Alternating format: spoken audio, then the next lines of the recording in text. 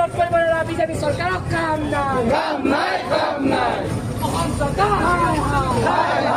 ছাত্ৰ সন্থাৰ আহ্বান মৰ্মে আজি আমি সদৌপৰপৰা জিলা ছাত্ৰ সন্থাই অত্যাৱশ্যকীয় সামগ্ৰী যি মূল্যবৃদ্ধি হৈছে তাৰ প্ৰতিবাদত আৰু মূল্যবৃদ্ধি হ্ৰাস কৰাৰ দাবীত আজি আমি বিক্ষোভ ভ্ৰমণৰ কাৰ্যসূচী আমি হাতত লৈছোঁ।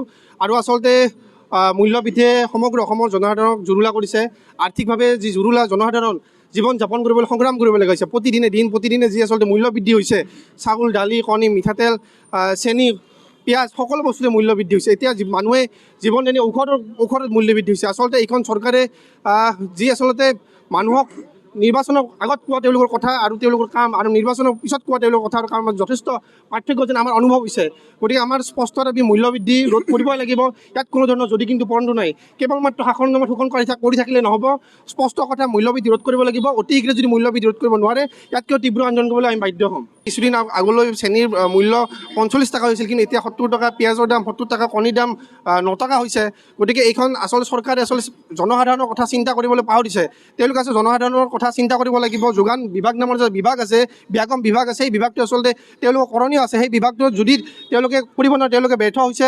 অতি শীঘ্ৰে এই গোটেই মূল্যবৃদ্ধিটো ৰোধ কৰিব লাগিব। কোনো কাৰণত মূল্যবৃদ্ধি হৈ থাকিলে নহ'ব, মূল্যবৃদ্ধি ৰোধ কৰিব লাগিব। যদি অতি শীঘ্ৰে মূল্যবৃদ্ধি ৰোধ নহয়, ইয়াতকৈ তীব্ৰ আন্দোলন কৰিবলৈ আমি বাধ্য হ'ম।